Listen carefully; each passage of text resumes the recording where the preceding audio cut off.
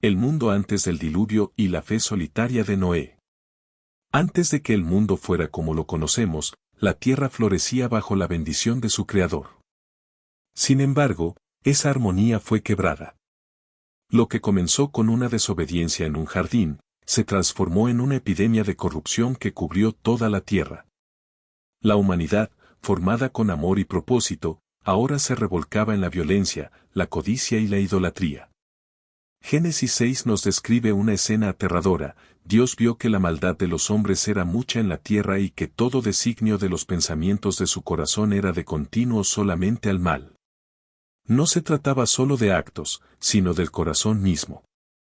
Era una generación que no pensaba en arrepentirse, sino en perfeccionar su propia rebelión.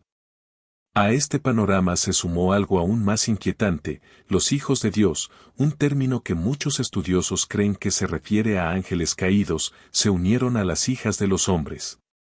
De esta unión nacieron los Nefilim, gigantes que llenaron la tierra de violencia. Lo que era sagrado fue profanado. Los cielos se callaron. Durante generaciones, Dios había hablado, advertido y esperado, pero ahora el juicio comenzaba a gestarse en silencio. La Escritura nos muestra una de las frases más tristes de la Biblia, y le dolió en su corazón. Dios sintió dolor no por debilidad, sino por un amor que veía a la humanidad hundirse en el mal.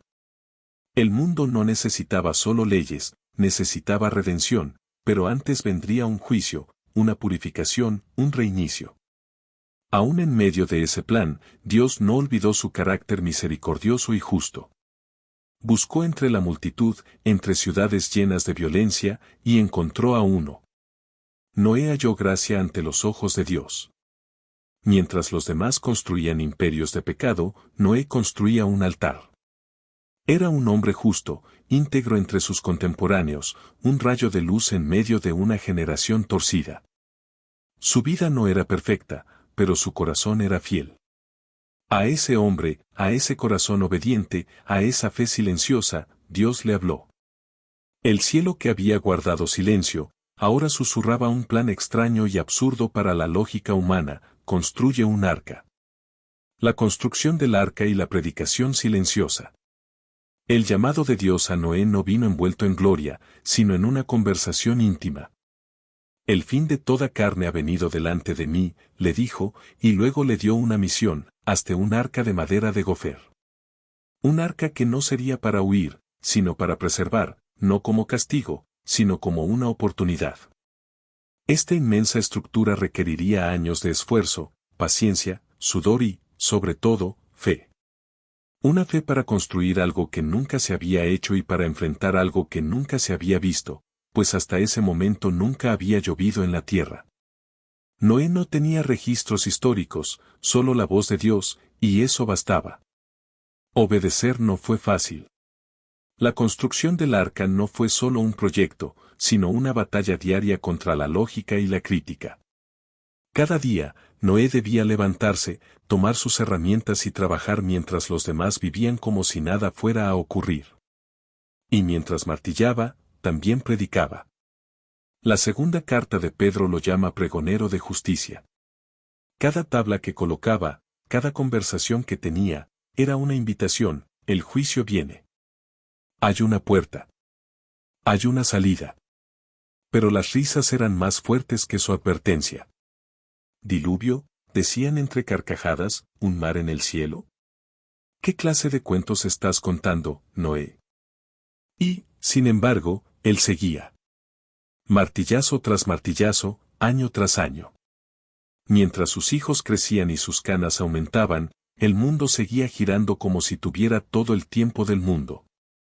Pero Dios no se había olvidado. Él veía cada clavo, escuchaba cada oración, contaba cada lágrima derramada en secreto. Mientras el mundo ignoraba, Dios preparaba, no solo el arca, sino los corazones de aquellos que serían salvos. La fe de Noé era activa, concreta y tangible. Él no solo creía, sino que obedecía. Y así, en un rincón olvidado de la tierra, un hombre estaba cambiando la historia con madera, con fe y con una esperanza que se atrevía a mirar más allá de las nubes. El arca como símbolo de redención y la indiferencia del mundo. Lo que se levantaba en medio de aquel terreno seco no era una embarcación común, era un mensaje codificado, una predicación silenciosa, un símbolo viviente de algo mucho mayor. Fue Dios mismo quien dio el plano del arca, 300 codos de largo, 50 de ancho, 30 de alto, 3 niveles, una sola ventana y una sola puerta. Cada detalle tenía un propósito. La madera de gofer y el betún con que debía recubrirse por dentro y por fuera sellaban cada espacio, impidiendo que el agua entrara. Era más que protección física, era una cobertura divina. Y aquí comienza a revelarse el verdadero misterio del arca, era un reflejo de Cristo. El arca representaba a Jesús mucho antes de que su nombre fuera revelado. La Biblia dice que solo había una puerta, y siglos más tarde Jesús diría, yo soy la puerta. El que por mí entrare, será salvo. Solo había una manera de entrar en el arca, un solo diseño aprobado por Dios. Además, no había ventanas laterales, solo una en lo alto. Noé y su familia no podían mirar hacia afuera para distraerse con lo que dejaban atrás, su mirada debía estar dirigida hacia arriba, hacia Dios. El arca no era solo un refugio, era una escuela de fe. Mientras la estructura se levantaba, la gente seguía con su vida, sin querer saber de un juicio inminente ni oír hablar de arrepentimiento. Y, sin embargo, allí estaba el arca, cada día más visible y más grande, una advertencia de madera, un sermón que no gritaba, pero no podía ser ignorado. Los niños se burlaban, los comerciantes lo usaban como punto de referencia, nos vemos cerca del barco del loco. Los sabios daban explicaciones científicas de por qué un diluvio global era imposible, pero ninguno podía negar su existencia. Al igual que en la historia de Noé, Cristo está delante del mundo, visible en su palabra y su sacrificio, pero la mayoría no lo reconoce. El cierre de la puerta y el inicio del juicio. El tiempo de la misericordia llegó a su fin. No hubo señales en el cielo, ni temblores que advirtieran el juicio. El día comenzó como cualquier otro. Noé y su familia habían terminado el arca, la última tabla había sido colocada, el betún selló la última unión.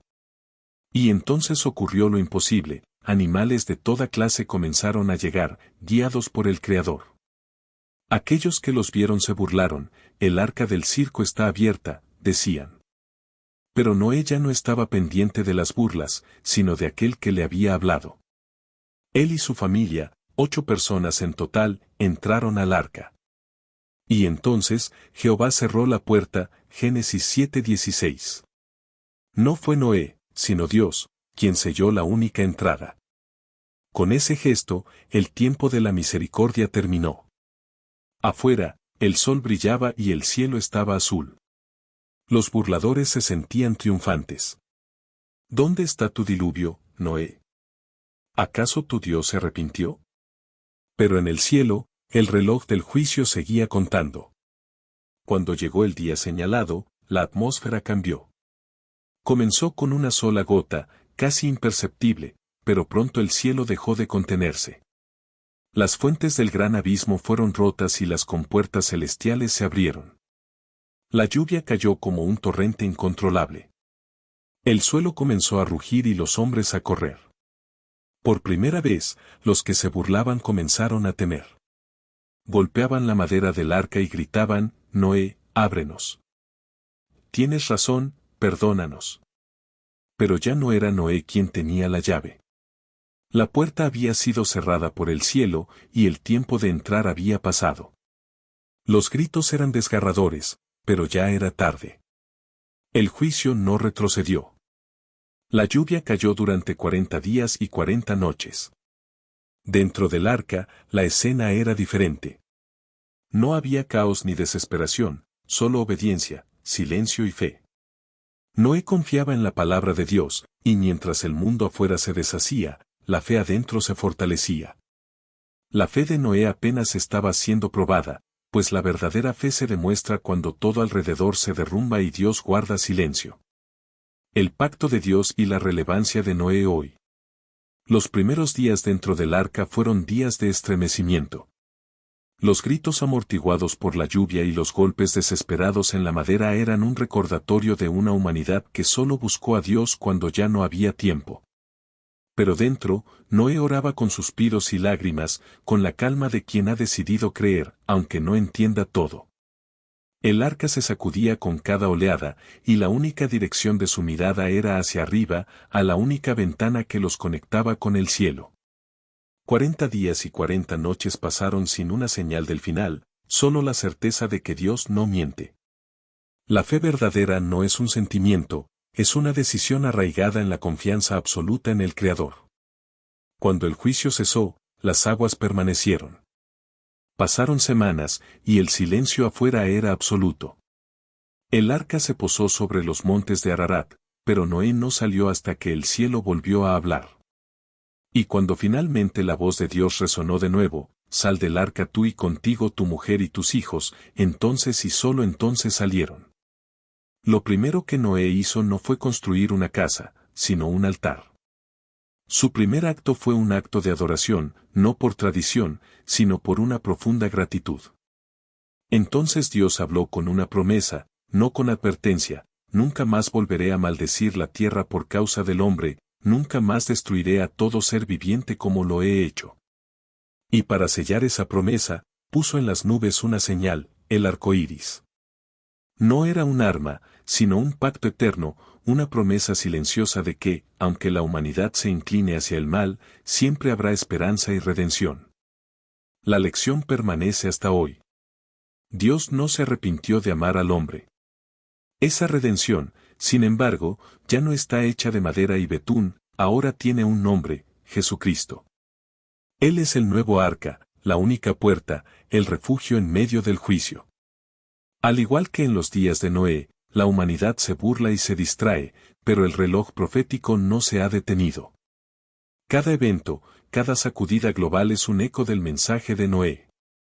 La fe verdadera es solitaria, es cuestionada, pero es la única que te ofrece una invitación a entrar antes de que la puerta se cierre para siempre.